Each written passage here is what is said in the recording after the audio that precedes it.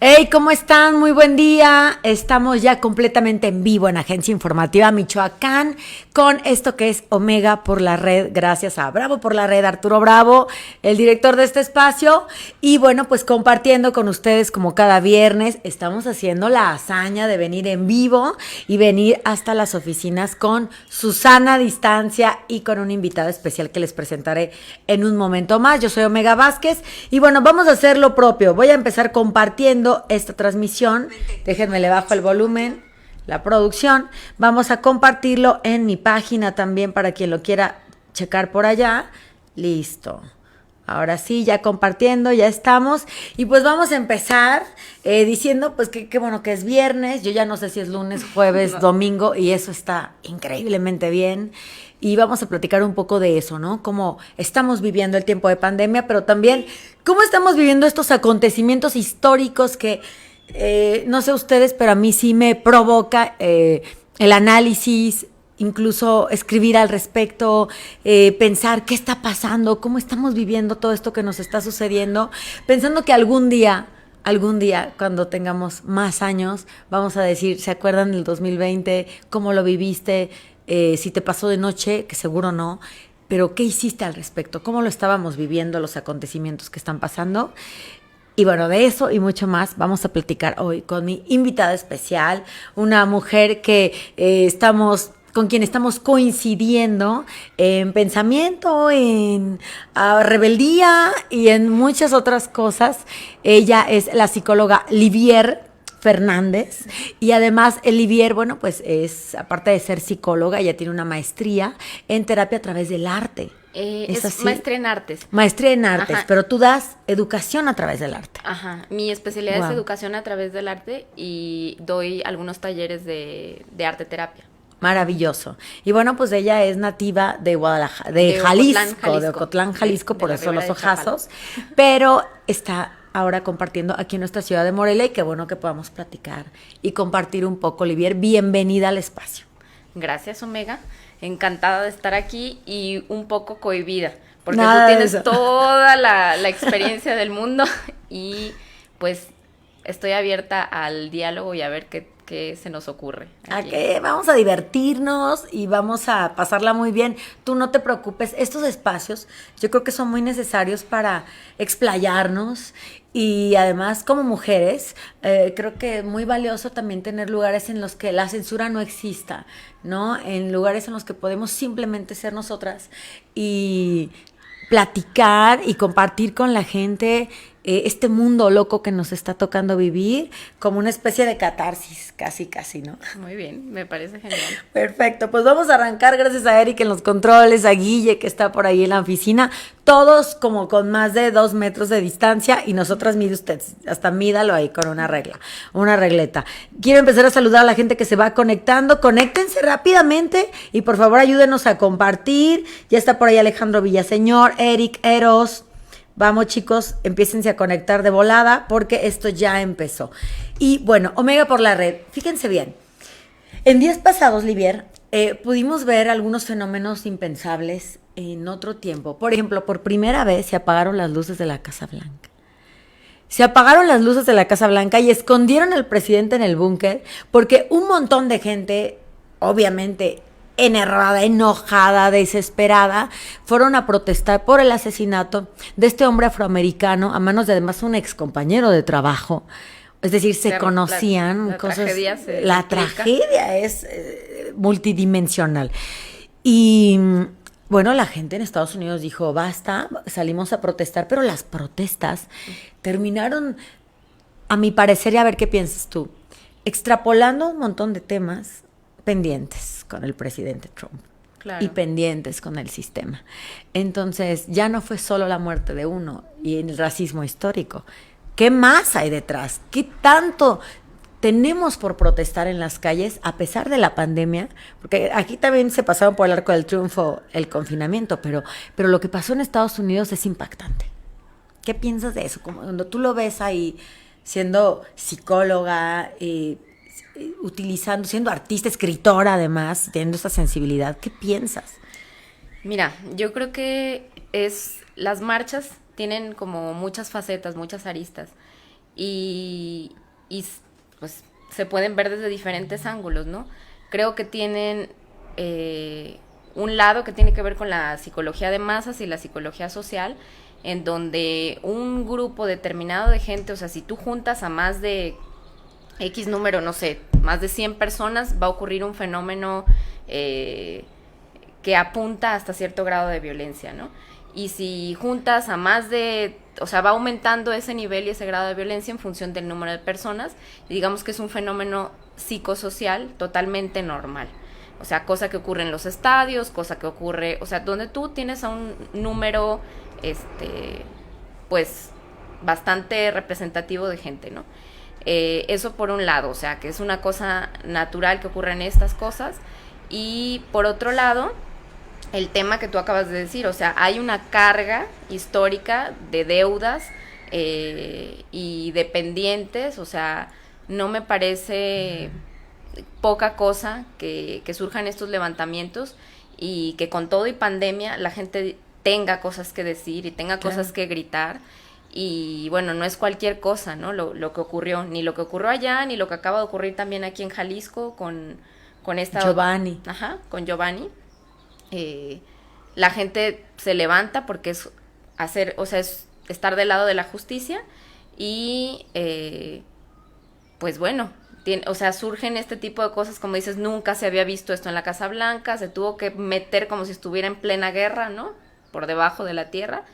Y pues, o sea, me parece que es algo muy bueno, ¿no? O sea, es algo positivo en términos de una cultura que por supuesto tiene que rendirle cuentas a su gente, ¿no? Y bueno, no decía Estados Unidos que solamente los países subdesarrollados, ¿no? Primitivos y izquierdosos de Latinoamérica usaban a la fuerza pública contra el propio pueblo. Bueno, pues ahí tienes a un enfrentamiento, el gobierno enviando a las fuerzas castrenses contra el propio pueblo en las plenas calles frente al Capitolio. Es verdaderamente algo que les rebota en la cara a un país con un sistema tan impositivo o tan juzgador, ¿no? Al policía del mundo como Estados Unidos.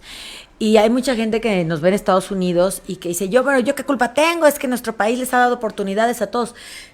Ok, sin embargo no podemos negar que el sistema que Estados Unidos ha tratado de imponer en todo el mundo, porque además no solo lo tiene, lo trata de imponer bajo diferentes esquemas, es nocivo y es desigual, es injusto. Por supuesto. Y que va a tener que reconstruirse, porque además ya dejó de ser la potencia del mundo. Tendrá que repensar otros escenarios. ¿Y qué vamos a hacer en México? ¿Qué está pasando en México? Cuando estamos viendo, mira, mi abuelita decía, cuando veas la barba del vecino cortar, pon la tuya a remojar, ¿no? ¿Qué vamos a hacer en México?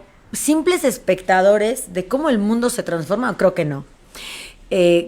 Nos guste o no, estamos en un ambiente globalizado en el que lo que pasa en China afecta aquí, si ahora no lo notamos, bueno, no sé cuándo, y lo que hacemos aquí afecta en otros espacios. ¿Y qué sucede? Pasa un tema como el de Giovanni, pasan temas como el 8M, por ejemplo, y no puedes salir a protestar porque entonces eres una inadaptada, feminazi, una revoltosa. Seguramente hay alguien detrás del movimiento para desestabilizar quién sabe a quién. No son las formas, ¿no? En la columna que me hicieron favor ayer de publicar en Indicio, Michoacán, yo comentaba esto. Entonces, ¿qué pasa en México? Porque yo vi a mucha gente poniendo su foto de Black Lives Matter o lo que sea, y eran las mismas personas que estaban diciendo que estábamos absolutamente locas por marchar el 8 de marzo. ¿Qué pasa ahí? ¿No?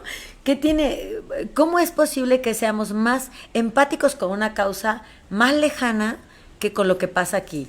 Arturo Bravo llegando a la casa, ¿cómo estás, amigo? También creo que ahí hay muchos factores de por medio. Creo que aquí estamos también tocando un tema que tiene que ver con las clases sociales. Las clases sociales, la clase media, digamos, siempre ha estado como que más ubicada en el conservadurismo, ¿no? Y entonces son los conservadores los que ponen el dedo sobre la diferencia, ¿no? Y los que dicen que están mal y que las formas, porque esto de las formas es como muy utilizado en México, ¿no? Claro. Y creo es que además, moralizar incluso. por supuesto, porque esa es la tendencia, ¿no? Del conservador, o sea, dividir al mundo en dos, lo que es bueno y lo que es malo. Y entonces lo que es bueno es lo que se parece a mí y lo que es malo es todo lo que no tiene que ver con mis ideas, con mis ideales, etcétera. Creo que además no es un fenómeno que se reproduzca solamente en México, o sea, creo que Latinoamérica e incluso podemos decir que en el mundo ocurren en diferentes proporciones este mismo tipo de divisiones a través de las clases sociales, de apuntalamientos por parte de otra clase y que quizás se vean como más caricaturizados aquí en México por esta forma tan peculiar que tiene la clase media y el conservador mexicano de mostrarse verdaderamente hasta ridículo, ¿no? O sea, los pronunciamientos y sus discursos son, pues la verdad es que son risibles, ¿no? O que nos darían risa. Sí, pensaríamos que es broma, ¿no? ¿Sí? Hay algunas manifestaciones escritas, digo, ahora las redes sociales pues terminan siendo un enorme espejo, ¿no? Una enorme manifestación de lo que el ser humano es, piensa, considera, cómo actúa. Y lo leemos y está de no creerse.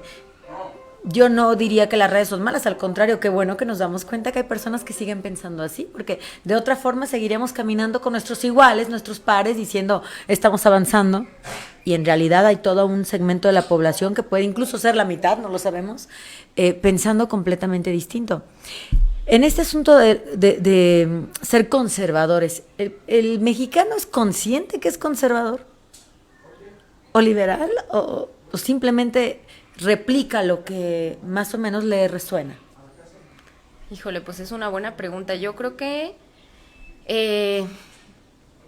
puede ser que una buena parte sea inconsciente, ¿no? Que solamente por inercia va repitiendo como un esquema y un patrón que ha aprendido muy bien y que o sea, que está incorporado en él y reproduce sin preguntarse más porque como que las preguntas no forman parte tampoco de esa lógica, ¿no? O sea, ningún cuestionamiento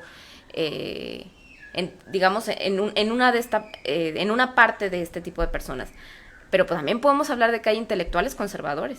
Sí, claro. O sea, es decir, hay gente que acentúan sí, además sí, estas... que lo subrayan y que lo defienden y que es gente bastante inteligente, que piensa, que lee, que reflexiona, pero que sigue defendiendo casi como si se tratara de una creencia religiosa, una postura determinada, ¿no? Y bueno, creo que los seres humanos necesitamos creer en algo, ¿no? Y algunos estamos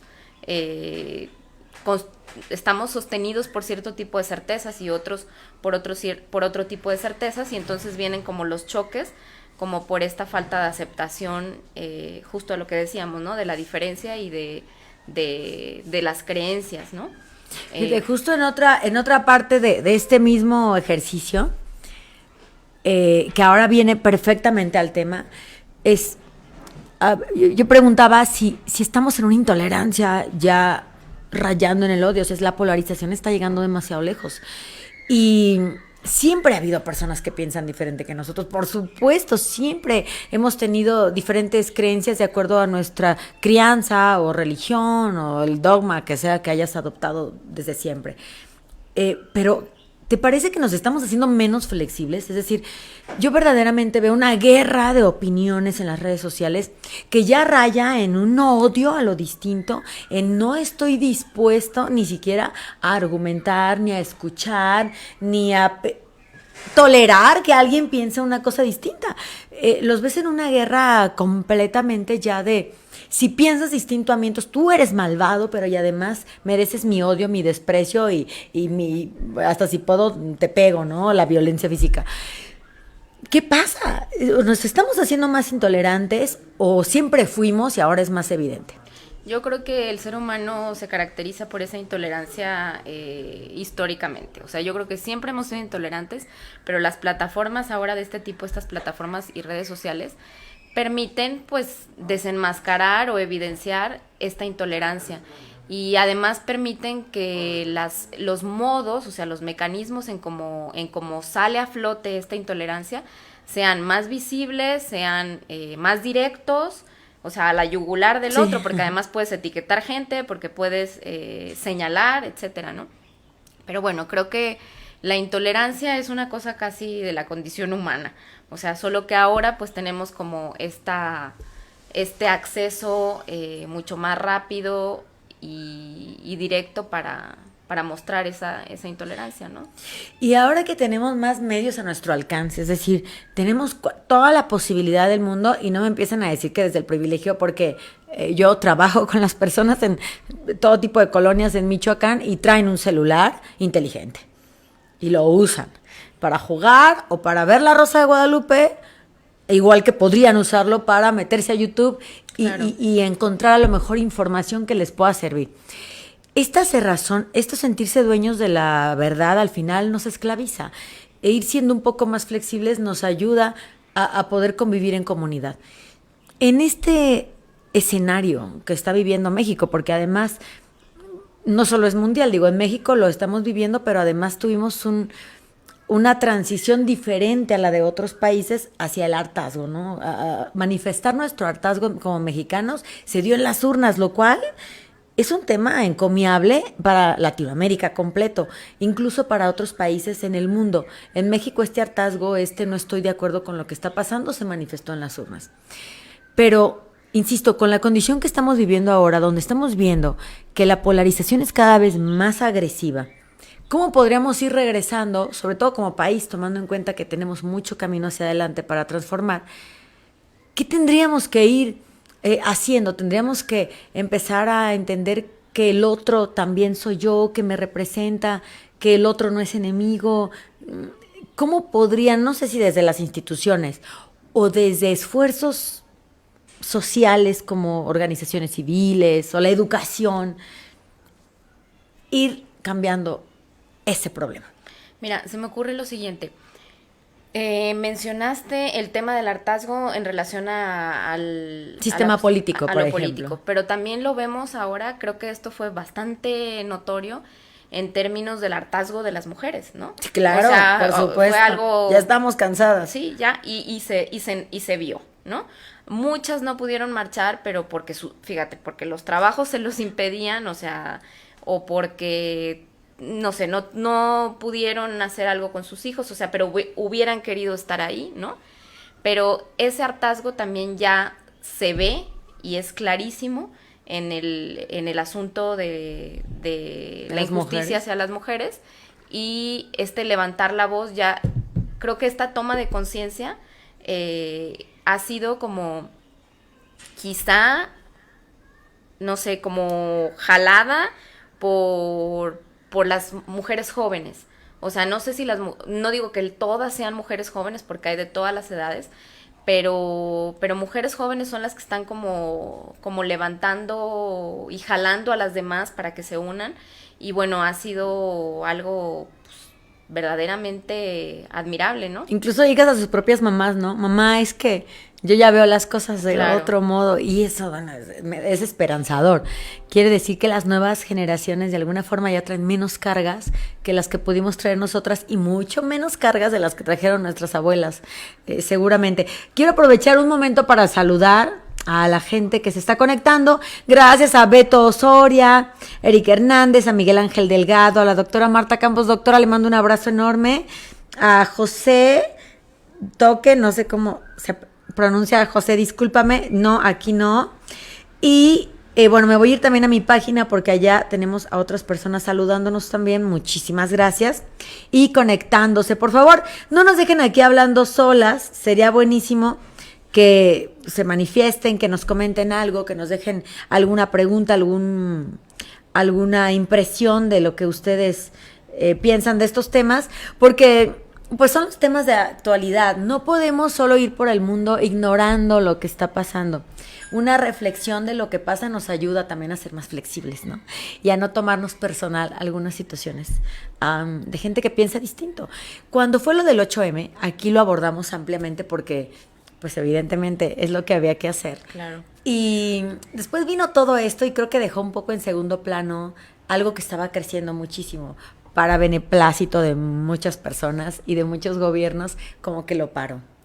Pero ahora con lo que está pasando en las manifestaciones en Estados Unidos y aquí mismo, nos damos cuenta que la gente va a seguir saliendo a la calle, incluso a pesar de la pandemia. Y las mujeres fuimos muy, ¿qué puedo decir? Prudentes en dejar de salir a pesar que estábamos a medio movimiento y nos guardamos. ¿Por qué? Porque las mujeres somos cuidadoras, muy a pesar de que no queremos reproducir ya estos roles establecidos, terminamos siendo en casa las que ahora tenemos que ser maestras, enfermeras, doctoras, referees, etcétera, etcétera, etcétera. Bueno, y algunas que y lamentablemente cuidadoras. están regresando a entornos de violencia. Porque y, estaba en casa la claro, violencia, ¿no? Entonces, y aparte de todo, exactamente, algunas de ellas no están seguras tampoco en casa. Hace unos días vi en esa publicación donde estaban lo de las protestas de Estados Unidos y decían, mujeres y niños, una chica que le cayó una bala de goma muy cerca del ojo y tenía el ojo así tremendo. Y lo que comentaba la gente era, pues ¿a quién se le ocurre? ¿Qué hacen las mujeres en las protestas? Pues las mujeres resulta que podemos estar en donde se nos pegue la gana de estar, llámese protesta, hogar, el hospital, salvando vidas, por ejemplo, las enfermeras y las médicas. Sucede que no... Que no tenemos que pedir Tenemos permiso. que pedir permiso para salir a protestar por absolutamente nada, incluyendo la vida de los afroamericanos en Estados Unidos o la vida de las mujeres que asesinan en México cada día. Y luego otro decía, hay niños, hay mujeres, ¿quién se le ocurre a las viejas llevar niños? Entonces, otra vez, las mujeres son culpables de que a un niño en una manifestación le alcance una bala de goma. Entonces, seguimos reproduciendo estos discursos, aun cuando las mujeres dijeron, paramos el movimiento porque pues ahora hay que cuidar la vida. Claro. Y muchos hombres y mujeres sí salieron a pedir que el Monarcas no se fuera. Entonces, estamos, a pesar del montón de información que tenemos, cayendo en una serie de dobles discursos que son terroríficos, ¿no? O sea, sí está bien que salgan en Estados Unidos por la vida de un afroamericano, pero no está bien que salgan a marchar en las calles las mujeres por la vida de cientos de miles de mujeres asesinadas o desaparecidas. ¿Por qué? ¿Por qué esto?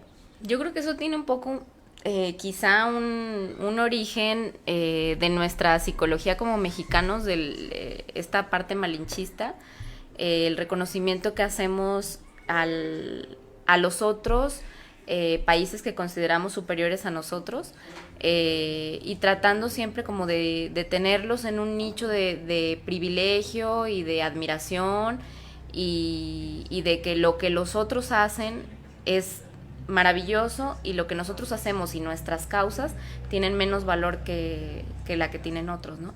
O sea, como por un asunto de inseguridad todavía súper arraigada en la psicología del mexicano, en donde no nos sentimos ni suficientes, ni capaces, y los otros sí lo son, ¿no? O sea, como una parte creo que puede ir por ahí. Y bueno, hay otra parte siempre presente digo, no es lo mismo protestar, o sea, hablando de la naturaleza de las marchas y de las protestas, no es lo mismo protestar por el feminicidio que protestar por una causa quizá menor, como, ¿qué se te ocurre? No sé. El equipo de fútbol. Ajá, o sea, hay de causas a causas, ¿no? Y también en ese tipo de protestas, obviamente hay diferencias en función de la naturaleza y de la razón de ser de la marcha. O sea, la gente, por ejemplo, habla mucho y se quejó mucho fue algo súper sonado, en donde se quería como contrarrestar el valor de estas marchas feministas, porque se hicieron destrozos, ¿no? Uh-huh. Que eso, bueno, es algo que conocemos mucho. Y la pregunta es, ¿cómo esperan que las mujeres respondan ante la muerte de otras mujeres, de sus propias hijas, de sus madres, o sea, ¿cómo debe responder una mujer ante eso? ¿Cómo se responde? No, incluso hay gente que decía, así las damas no, caray. ¿Y cómo las damas protestan cuando les matan una hija, por ejemplo? O sea, más calladitas, más sumisas, y es reproducir constantemente estos mandatos de acallar, ¿no? Claro. De acallar, de tranquilizarte, de que entonces tú estás loca. Pero estos comportamientos, tanto, machistas en mujeres y en hombres, y lo que decías de la inferioridad, de sentirse no suficientes, el mexicano, seguimos colonizados entonces. O sea, esa colonización, esa forma en la que se construyó la historia de México, porque además la historia de México no rescata la etapa precolombina, que sería, en todo caso, donde tendríamos que remitirnos el auge de la cultura en México, que fue la etapa precolombina. No, nos empiezan a explicar la historia, no, lo dice Dussel, me encanta cuando lo platica, nos empiezan a educar en historia con los griegos, con los romanos. ¿Dónde estaba México ahí? No existías. Con la etapa medieval, el Renacimiento. ¿Y dónde estaba México ahí? Seguía sin existir. Cállate. Entonces, ¿México dónde entra en la escena? Pues sí, cuando perdieron. Ajá. Los colonizaron, los conquistaron, perdieron a sus mujeres, mataron a sus niños, y entonces ya empieza la historia de México con los criollos, cuando ya había una mezcla con la clase superior. Desde ahí, ¿te parece entonces que no sentirnos suficientes es que seguimos de alguna forma con un pensamiento colonial? Totalmente. Y ciudades como Morelia, ciudades como Querétaro, ciudades como que fueron el centro de muchos de estos eventos y que fueron, no sé, centrales en México, creo que todavía más arraigada está esta forma de pensamiento colonial, ¿no? Sí, y clasista. Por supuesto. Que es como la base de toda la superioridad, ¿no? ¿Qué tan no te pareces a los mexicanos es qué tan mejor eres? Y nos asustamos del racismo en Estados Unidos. Y en México somos ridículamente racistas. Pero aparte en diferentes cuestiones. En cuestión de género, en cuestión de indígenas, discapacidad, personas con discapacidad, personas con preferencias sexuales. O sea, somos muy moralistas todavía y somos muy a juzgar. Y esto pues nos afecta directamente como sociedad porque evita que haya una cohesión en respeto, ¿no? En respeto al otro, pues incluso en permitir, ¿no? En ser tolerantes la palabra tolerancia luego no me gusta tanto porque siento que cuando dicen te tolero es como muy a fuerza y porque no me queda de otra, te acepto. En cambio, una inclusión verdadera, ¿no? Una interacción en el respeto. O empatía. Una empatía. Me encantó porque hace unos días por ahí publicaba lo que como para mí era empatía y creo que tuvo mucho eco, se los comparto. Que la empatía es que te duele el dolor del otro, aunque piense distinto a ti. Aunque no seas tú, aunque no sea tu familia, quien dice, si no le deben de pegar. Antes de pasar ese tema, porque ayer estuvimos en vivo, pues en el Zoom, con una videoconferencia con Ixchel, que ella es una feminista pues muy reconocida del país, que además, su hermana lamentablemente sufrió un feminicidio, es decir, la asesinó su propio esposo y no ha tenido justicia. Y ella se dedica a acompañar a otras mujeres en los procesos de violencia o cuando ya sucedió lo más terrible grado de violencia, que es un feminicidio, pues las acompaña, ¿no? Y ella es perito con perspectiva de género, o sea, es una joya. Y ayer tuvimos esta conferencia para algunas compañeras de partido y algunas compañeras de sociedad civil y hasta compañeros que, me encanta que ya sepan que lo de género no solo para mujeres. Y justamente ella mencionaba esto, declaraciones que de pronto pueden ser desafortunadas de los gobernantes o en este caso el presidente. Pero estábamos analizando por qué el presidente dice algo así. ¿Es que está en contra de las mujeres? No. ¿Es que está en contra del feminismo? Probablemente no, definitivamente no. Es un presidente que además apoya a que diferentes sectores levanten la voz. Pero ¿qué pasa? Dentro de la generación del presidente, su formación del presidente desde niño era una formación de la protege con el pétalo de una rosa, ¿no? Digo, a las mujeres ni con el pétalo de una rosa. Yo no golpeo a una mujer porque una mujer me crió, o porque tengo hijas, porque yo tengo sobrinas, porque yo también tengo madre.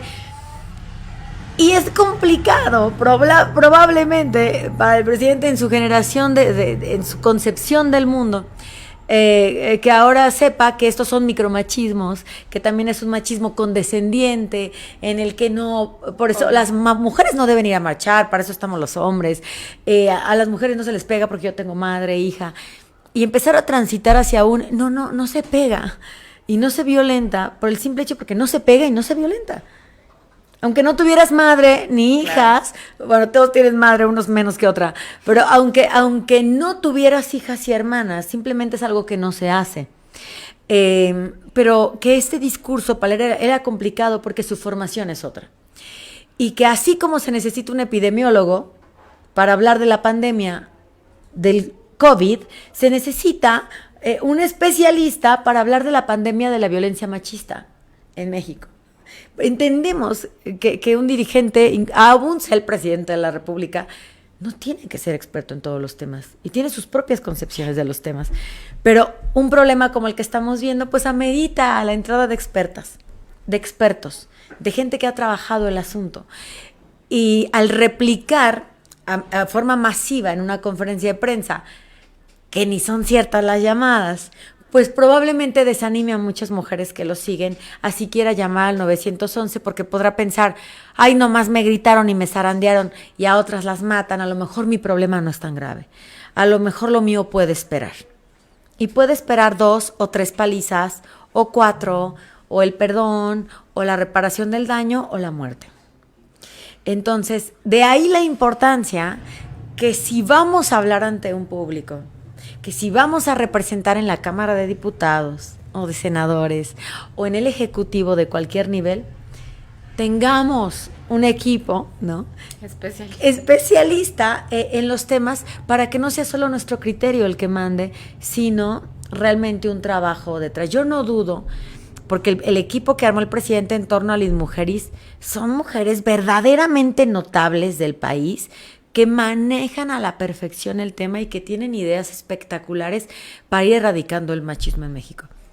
¿Qué falta? Pues ya no más voluntad, ¿no? Voluntad política, que vean que sí es un tema urgente, así como en Estados Unidos ahora sí va a ser un tema urgente, claro, el racismo, ¿no? ¿Qué opinas con esto? No, estoy totalmente de acuerdo contigo, o sea, no creo que haya nada más que agregar. Pues como tú eres psicóloga, digo, yo lo decía ayer también, no es mi campo de estudio, yo soy periodista, pero haberme acercado al feminismo hace unos años te obliga a la reflexión. Cuando hice mi asociación civil, que ya son como 8 años de Poder Mujer Michoacana, wow, pues obviamente empecé a ir a las reuniones, empecé a ir a las conferencias, empecé a ir a los diplomados y me empezó a caer el 20 y no fue de un día para otro. Una feminista tampoco nace, también se hace, igual que la mujer.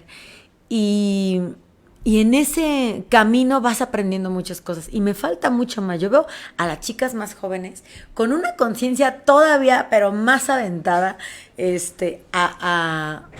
rompiendo otros límites que a lo mejor todavía para nosotras son complicados. Y les aprendes mucho. Pero, insisto, ya los representantes populares pues no pueden ir nomás diciendo es que yo fui criado de otra forma. Ahora que el presidente platicó y se dio el tiempo de platicar con algunas compañeras de mujeres, cambió su discurso, están cambiando la estrategia, bajaron esa campaña horrorosa de cuenta hasta 10, que nos estábamos infartadas. Me decía, Omega, ¿pero por qué? Pues es que si cuentas hasta 10, no, o sea, no hay forma que a una persona que ya tiene una furia contenida y que la va a que es violenta, sacar, ¿no?, contra su mujer, porque además al hombre pues lo educan para ser violento, ¿no? O sea, en la medida que tú, es más, si llegabas a tu casa y mamá me pegaron, pues ahora se pone fregón y si no yo le pego para que se haga machito y deje de ser tonto, ¿no? Entonces, luchar contra algo así, que está desde la cultura, pues va a ser complejo, pero como dice Rita Segato, no queríamos facilismos. Sabíamos que no iba a ser sencillo.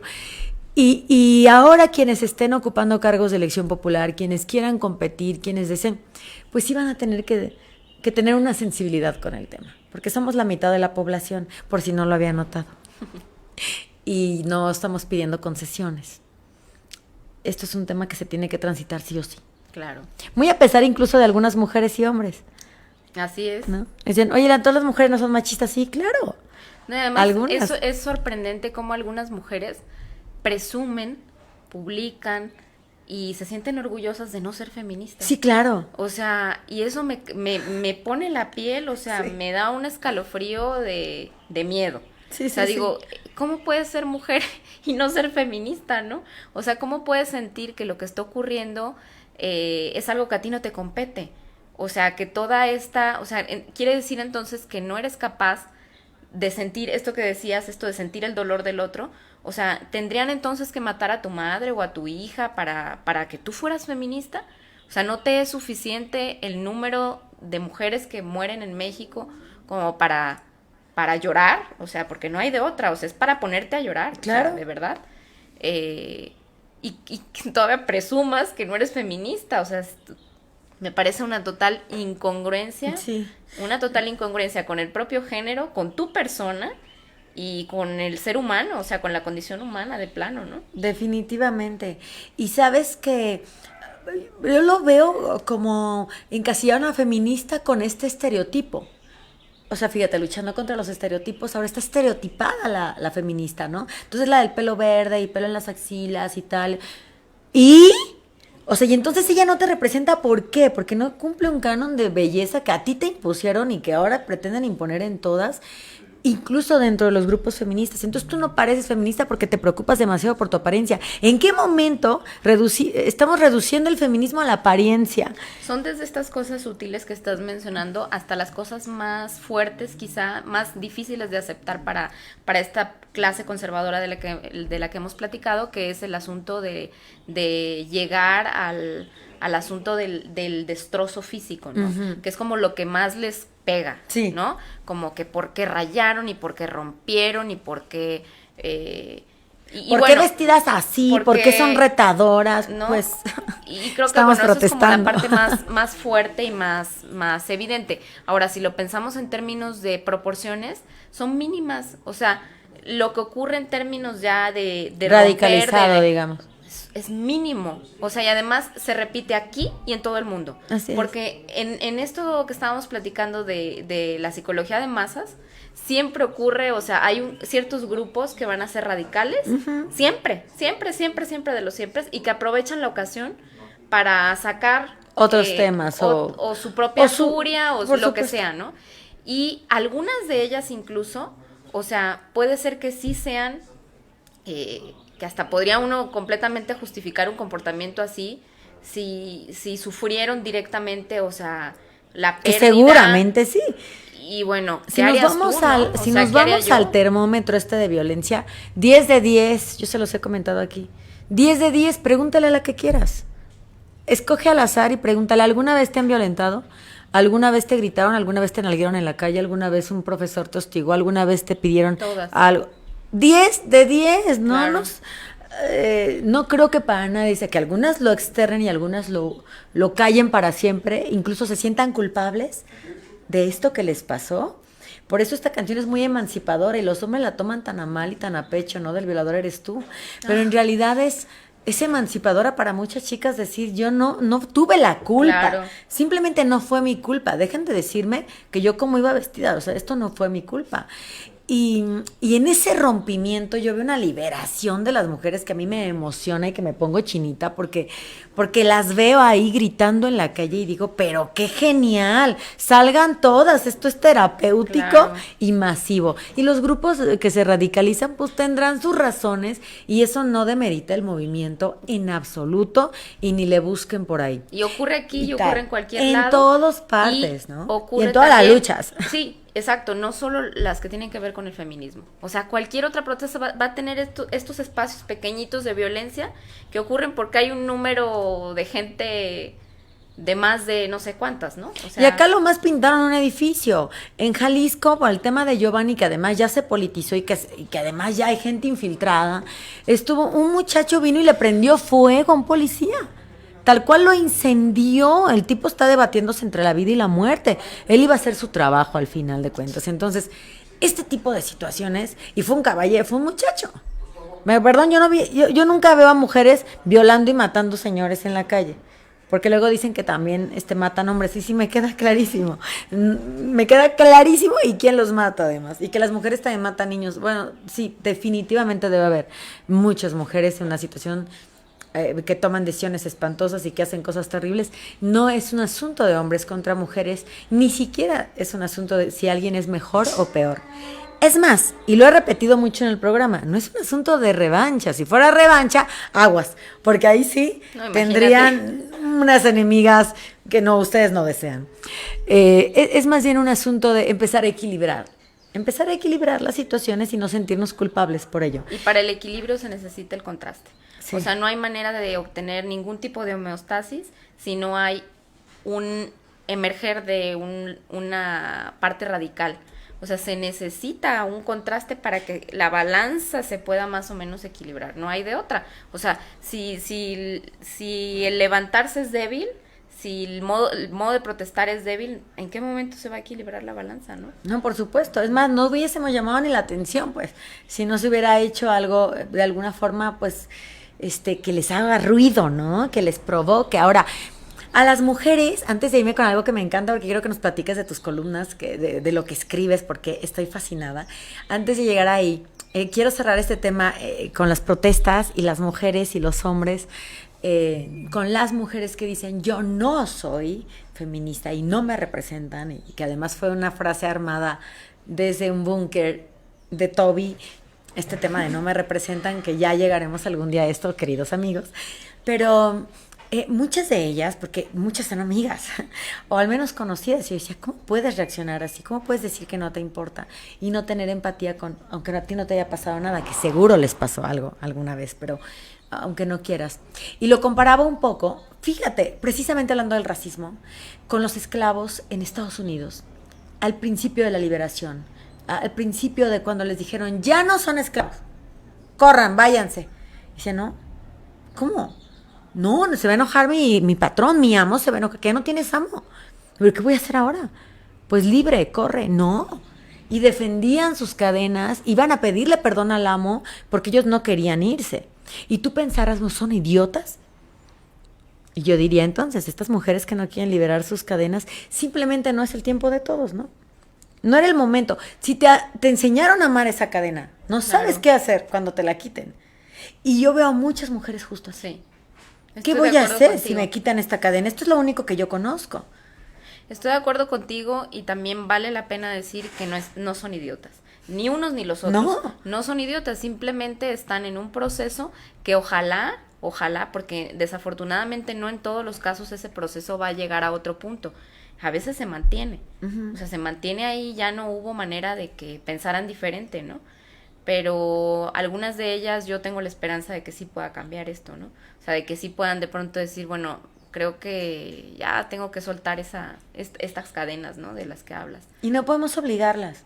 Lo hemos visto en algunos procesos, fíjate, con la asociación alguna vez vinieron chicas de México súper preparadas y quisieron entrar en las comunidades indígenas, quisieron entrar en las comunidades purépechas, y ellas entraban y de entrada le decían, ¿cómo es posible que tú no comas en la misma mesa? ¿Tú por qué vas a comer? Ay, María, ¿por qué vas a comer tú después? Las regañaban. Los cursos que eran de empoderamiento femenino terminaban siendo una cosa una crisis, provocando una crisis en un entorno en lo que socialmente aceptado para ellas esto no era un sacrificio. Claro. Era un asunto de aprendizaje. Sí, pero aparte era algo que no les parecía violento. ¿Hasta qué punto nosotras podemos también intervenir y hacer un imperialismo ahí de lo que nosotros pensamos que es, en una zona donde a ellas no les parece, les vale gorro si ellas tienen que comer después, porque ni siquiera lo veían como un tienes, sino que era así, yo sirvo y luego yo como. No, tú te tienes que sentar en la mesa y no puedes permitir, y cómo que llega después, y por qué tú tienes que hacer todo y que te ayude. Y en una comunidad tú puedes generar algo muy terrorífico con esa intervención, además no solicitada, erróneas, ¿no? Intervenciones equivocadas. Entonces, si no es su momento y tampoco lo están viendo como nosotras, no podemos obligar a la gente, a nadie, a verlo como nosotros. Lo que sí podemos, y nos ha funcionado bien como una intervención más respetuosa, esta es la información. Quiero que sepas que esto no es normal, es decir, esto no te tiene que doler ser feliz, ¿no? Pero de ninguna manera llegar más a fondo. Ahora, yo por ejemplo no soy psicóloga. Yo no puedo llegar a hacer una intervención ni en una comunidad, ni en una conferencia, ni a abrir canales que luego se queden abiertos ahí. Es una irresponsabilidad espantosa y he visto mucho.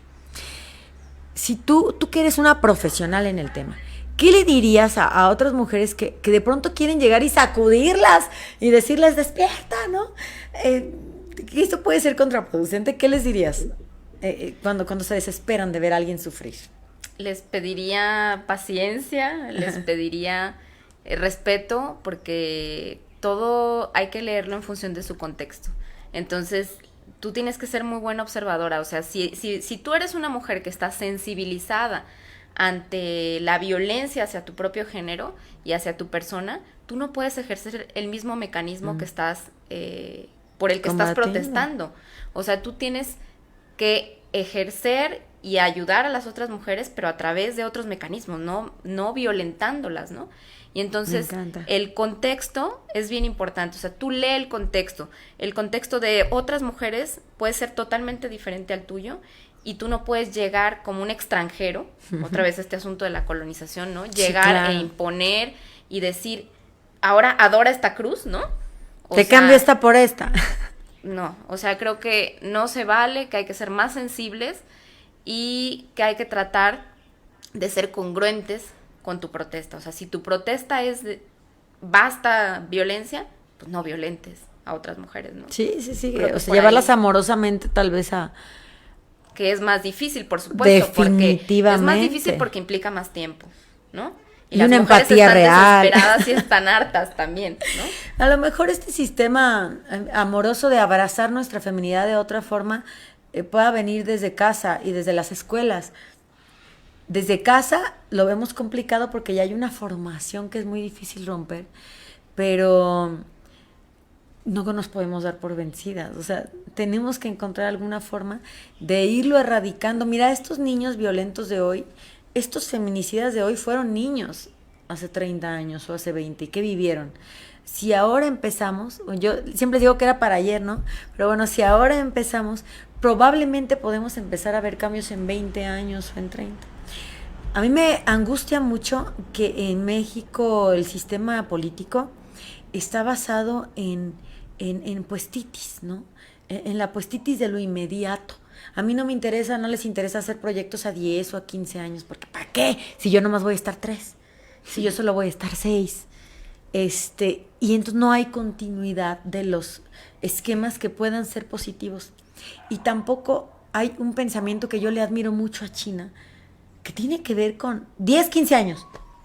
En 10 años China va a hacer esto, en 15 años China va a hacer el otro, y lo hacen. Pero hay una disciplina. Y hay una paciencia. Hay una paciencia que tiene además mucho que ver con la cultura oriental. Oigan, por favor, les recomiendo mucho a Byung-Chul Han. Estoy fascinada con este tipo.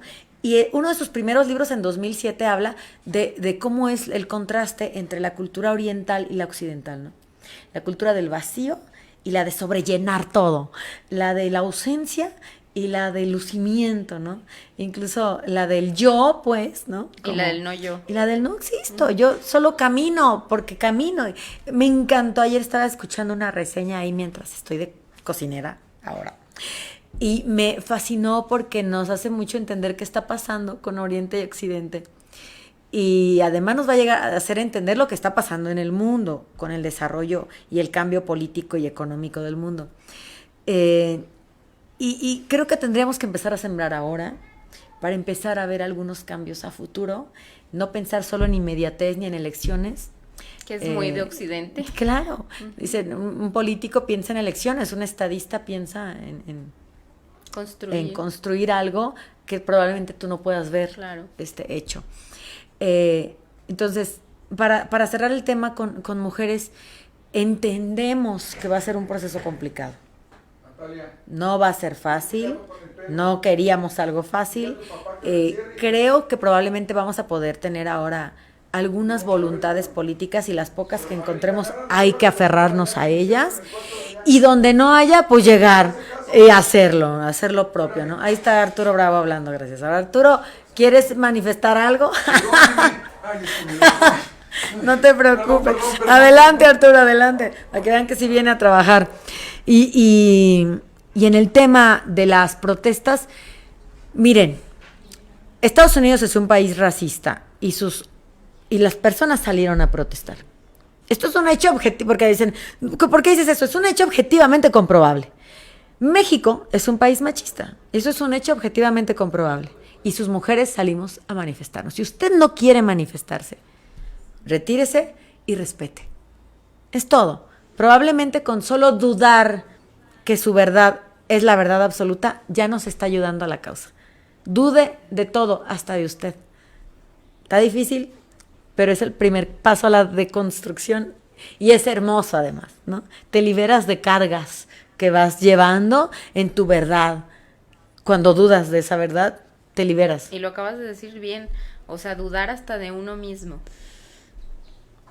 Dudar de eso que nos implantaron y que padecemos. Porque ¿no? es que sin la duda no hay oportunidad ni para la reflexión, ni para la deconstrucción, ni para volverse a construir, ¿no? O sea, no hay posibilidades de como de esta columna que escribiste justo hace unos días, bueno, este texto que compartes, ahorita me gustaría muchísimo que invites a la gente a que te lea de la vasija llena, ¿no?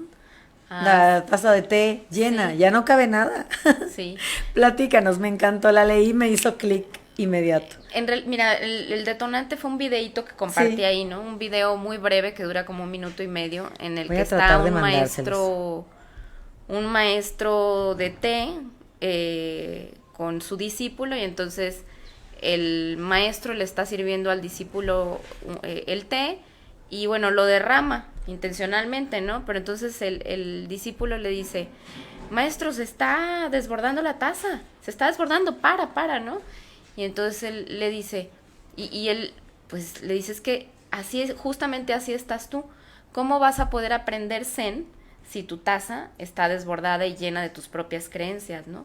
Entonces tienes que vaciar tu taza, o por lo menos dejar un espacio, si no la quieres vaciar, por lo menos dejar un espacio para que otras creencias y otras ideas entren a la taza.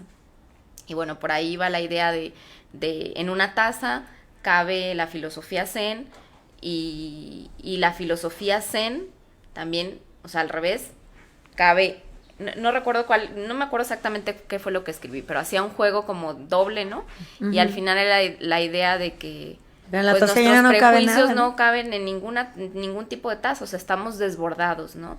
Estamos llenos, y esta idea de ser seres completos en realidad nos limita bastante. O sea, yo creo que estaría bien quizá sentir, y a lo mejor ni siquiera ahí, porque creo que nos quitaría mucha vitalidad, ya por ahí de los 85 años, 90, no sé, a lo mejor sentirte lleno, bueno, ya para morir en paz, ¿no? Pero creo que ni ahí, porque incluso esos viejos que todavía siguen teniendo dudas, que siguen leyendo, que siguen preguntándose, son los que se mantienen espiritualmente jóvenes, ¿no? Y pueden ser como más felices, ¿no? Digo, a lo mejor sufres un poco en el sentido de la duda, porque la duda siempre trae esta sensación de incertidumbre y de desasosiego, como de no estar en paz del todo, ¿no? Es como estar vivo. Pues sí, o sea, la vida se parece justo a eso, ¿no? O sea, como que no hay, digamos, no hay vida que sea quieta, que sea tranquila, ¿no? O sea, la vida pero es nos un lo han movimiento. Dicho. ¿Te fijas cómo nos habían dicho eso? ¿Cómo insistían en decirnos, la vida es tener tranquilidad, tener certezas, tener la casa, tener, ¿no? Tener y poder hacer, poder salir, poder comprar, tener y poder. Entonces, que si todo no eso también otra vez puedes, es muy occidental. Totalmente. Entonces, si no dudáramos de eso, estaríamos muy convencidas, ¿no? Dudar del por qué tengo que tener y por qué tengo que poder, ¿no? ¿Por qué?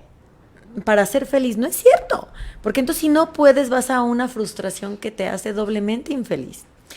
Y en cambio la duda te hace caminar, como la utopía, ¿no?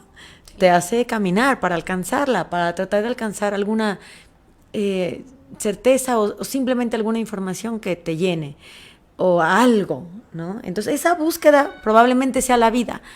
y nosotros estamos queriendo terminarla teniendo certeza, ¿no? Y cerrando todo. Así que, pues, mucho por compartir. Livier, ¿dónde escribes? ¿Dónde te pueden leer? Platícale a la gente, por favor.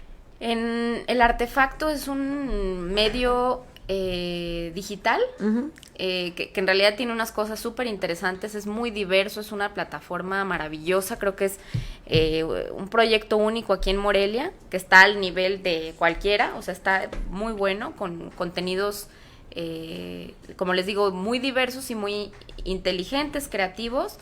Yo estoy escribiendo para una sección de opinión, y mi columna se llama Digresiones de Arte y Psicología. Escribo de esos 3 temas que son como mis 3 pasiones. Entonces a veces oscilo, ¿no? De pronto escribo algo sobre el té, algo sobre arte o psicología, o a veces incluso hago mis interconexiones entre estos temas. Se llama el-artefacto híjole, no me acuerdo si es .com, .net. Pero le sale, en cuanto buscan el artefacto, incluso, le sale en Facebook. Aparece. Aparte has escrito, es decir, has estado en la FIL de Guadalajara, has estado exponiendo algunas cosas, platican. Sí, bueno, yo fui becaria del Centro de Escritores de Nuevo León en el 2010, gané por ahí también en Monterrey un premio en la Universidad Autónoma de Nuevo León de literatura, escribo poesía, escribo un poco de ensayo y después cuando ya tengo 6 años aquí en Morelia, y también surgió por ahí una convocatoria para escritores michoacanos. Yo ya podía ser considerada como michoacana por el tiempo de la residencia que ya pasaba en la convocatoria. Entonces tenía que ver con una editorial de Toluca que hizo un concurso aquí y para ver, digamos, trabajos de poesía, de cuento, etcétera. Entonces yo quedé en los de poesía. Excelente. Con el libro Frente al Desierto, que fue un libro que escribí cuando tuve la beca del Centro de Escritores de Nuevo León en Monterrey.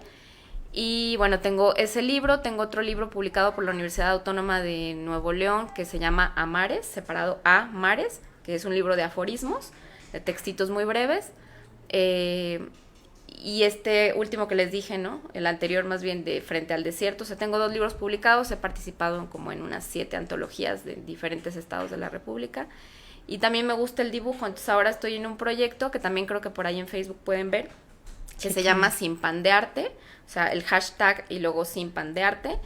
Y bueno, estamos como publicando un dibujo diario por 30 días, que comenzó el 1 de junio, termina el 30, y bueno, esto con la idea de hacer como cosas que nos llenen y que nos puedan hacer como respirar en esta contingencia, ¿no? ¡Qué hermoso! Acercarnos al arte es, pues, hasta vital, purificador. Ahora que están diciendo, ya no son actividades esenciales. Pues, no masivas, por favor, no masivas. Digo, nunca ha sido masivas tampoco.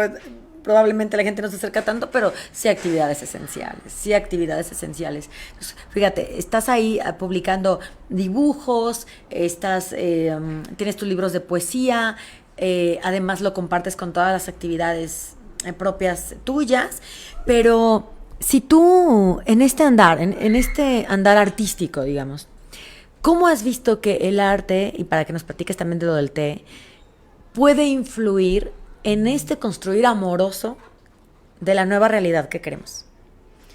Híjole, yo creo que el arte, o sea, yo no tengo la menor duda de que el arte es fundamental para el ser humano, y creo que una de las cosas que le falta a nuestro país, pero no solo a nuestro país, a Occidente entero, es el arte como parte de la formación integral, de la currícula de las escuelas.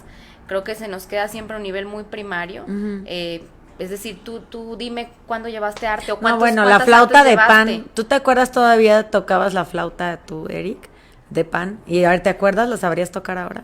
Y párale de contar con O artística. sea, nos dieron dibujo Era todo. uno en el, o sea, tijeritas y luego... No, y te decían, así no se hace. No, claro. La tienes que hacer la flor y así. tampoco así se pinta, ¿no? O sea, tienes que usar tal color y Claro. tienes que hacer tal trazo y demás, ¿no? Completamente Entonces nuestro cooptado. dibujo se quedó siempre en un nivel súper básico y ya nadie siguió por ahí porque la escuela no, es decir, en tu casa no, en la No. escuela tampoco. Entonces nos quedamos a un nivel súper primario en términos del arte. Sí, claro. Y creo que si el arte estuviera como una parte fundamental en nuestra educación, este mundo, créeme, sería otro.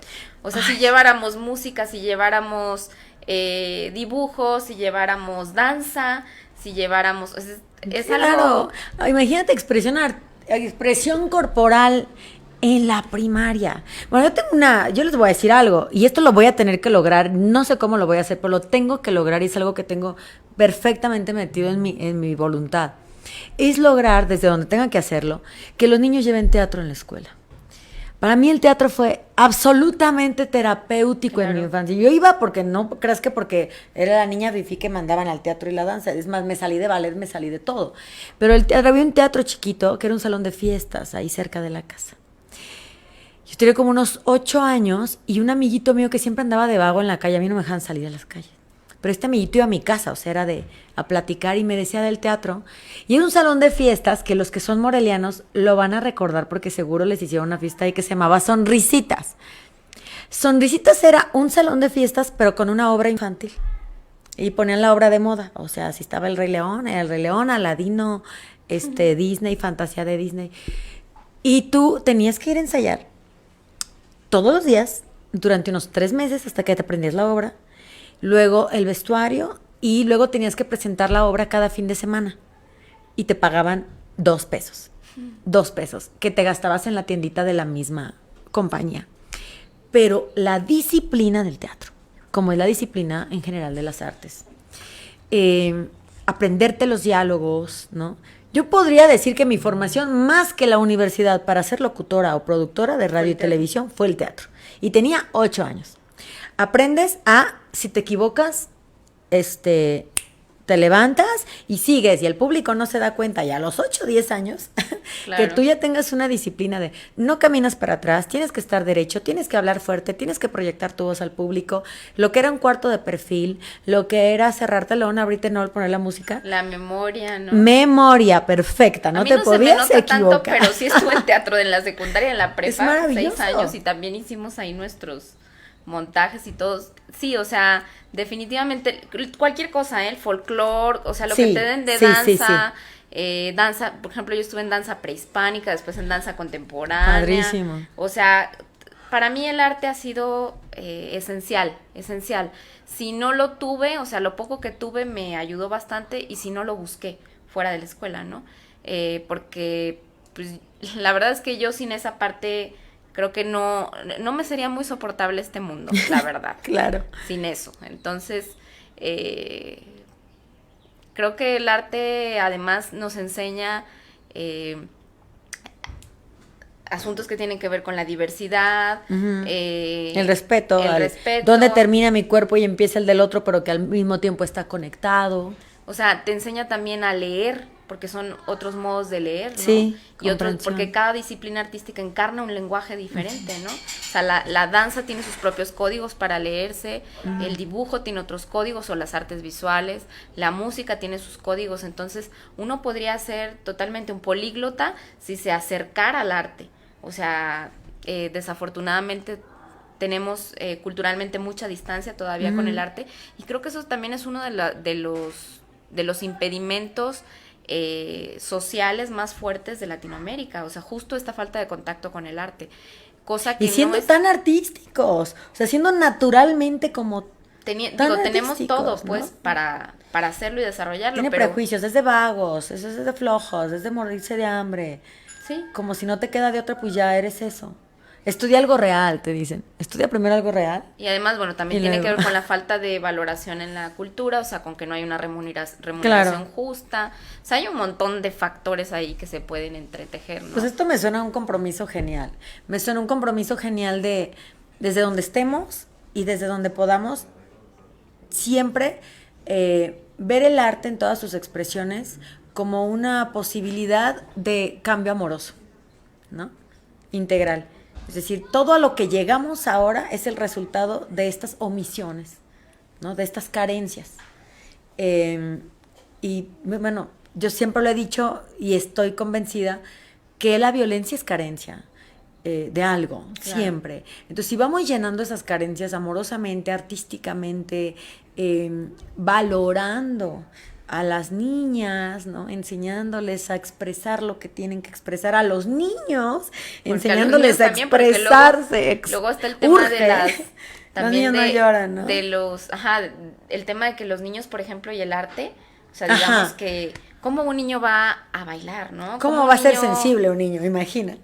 O cómo el niño va... O sea, hay padres que se oponen al hecho de que su hijo dibuje, por ejemplo, siendo hombre, ¿no? Imagínate. Y pues bueno, ahí... Quitar esas barreras. Sí. Darles herramientas, quitar esas barreras. Creo que puede ser un buen camino. Hay mucha vena artística en nuestro país y hay mucho que compartir. Entonces, no está todo perdido. Quiero terminar el programa con un mensaje positivo. Sí hay mucho por lograr, sí hay mucho por transformar y ya sabemos por dónde darle. Así que hay que ir afinando el plan, acercándonos de gente especialista, que tengan ganas también de transformar y hacer un equipo hacia adelante. Quiero leer rápidamente ya para despedirnos los mensajes. Gracias a Logan López, mi querida Liz querida. Dice, muy cierto, a mí me tocó ver cómo en la meseta Tarasca mueren muchas mujeres por cáncer cervicouterino porque no las dejan sus hombres que les realicen el Papá Nicolau para que no las toque el médico, ya sabes. Y ni mujer, o sea, nadie les toque ahí. Porque es de ellos. Claro. O sea, y dice, no, de su pertenencia. No, bueno, no hay poder que puedan entender que es su salud. Dice, te corren prácticamente para que no te escuche hablar del tema. Lamentablemente sí nos ha tocado verlo. Por supuesto que nos ha tocado verlo. Llegamos a llevar algunas caravanas. Incluso hay formas, mientras ella quiera. Hay formas, o sea, pones mujeres, dices que es dental, otra cosa increíble, para hacerles la detección oportuna o les haces preguntas, pero solo si ellas quieren. Y claro, como decíamos al principio, es difícil ayudar a quien no quiera, además no es su momento probablemente. Temas de salud, pues bueno. No tienes por qué meterte, ¿no? O sea, cuando la gente no quiere... O sea, el respeto a la otredad ante todo, aunque no crea como yo.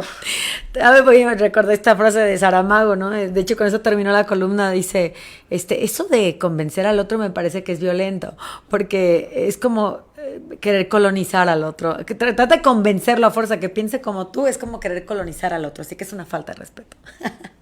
Así que bueno, nosotros lo único que humildemente podemos hacer es vertir aquí algo de lo poco que hemos ido adquiriendo en el camino, y si de algo les es utilidad a ustedes, ya para nosotros eso es magnífico. Si quieren más, si quieren compartir más, escríbanos, buscan por favor en el artefacto las columnas de Olivier Fernández y de mí, bueno, pues ahí estoy en el Facebook, en todas las redes. Si quieres conectar, platicar algo, estoy a tus órdenes, y por lo pronto pues sigamos conectados, sigamos compartiendo. También estas cosas valen la pena hacerlas viral, aunque no sean escándalos, ¿no? ¿Algún mensaje al público para despedirnos, Livier? No, pues solo la idea, a lo mejor cerrar con la idea de que puede ser que este cambio que todos anhelamos, pues no nos vaya a tocar, o sea, no nos toque verlo, ¿no? Pero no por eso dejar de trabajar por él. Esto que tú decías de que todavía tengo esperanza, bueno, Ortega y Gasset decía que este es el continente de la esperanza, y lo es por el simple hecho de que somos un continente más joven, ¿no? Entonces eso nos da tiempo, pero mucho tiempo, y hay que ser pacientes, pero mucho tiempo para hacer cosas. Entonces nos faltan probablemente cientos de años o no sé cuánto. Los cambios se han estado viendo, pero son cambios sutiles. Hay cosas que no nos va a tocar ver, pero tengo que hacer yo algo y tengo que aportar algo aunque yo no lo vea, ¿no? Un poco esa sería la idea para cerrar, y pues muchas gracias, Omega. Muchas gracias a ti. Quienes estuvieron del otro lado. Y a Eric. Perfecto, ¿no? Pues Livier, un placer tenerte aquí, espero que sea la primera de muchas ocasiones. Hoy hablamos como de todo un poco porque era tu primer participación, y probablemente hacia adelante escogeremos algún tema y lo podemos desarrollar ser más organizados juntas. La próxima. Sí, bueno, fíjese, los dejamos entrar a nuestro cerebro, así tal cual pensamos así ustedes. tuvieran un vendaval de ideas y de proclamaciones. Y espero que les haya gustado, porque es un ejercicio muy honesto lo que hacemos aquí, completamente de liberar y abrir nuestro cerebro y compartirlo con ustedes. Gracias a Eric en los controles, gracias a mi querido Arturo Bravo por el espacio. Eso es todo, el chango. Aquí desde la madriguera del chango, a Guille, que siempre está pendiente y con una sonrisa en este espacio. Nos vamos, desinfectamos todo, apagamos las luces y hasta la próxima. Omega por la red. Muy bien. Yay, muchas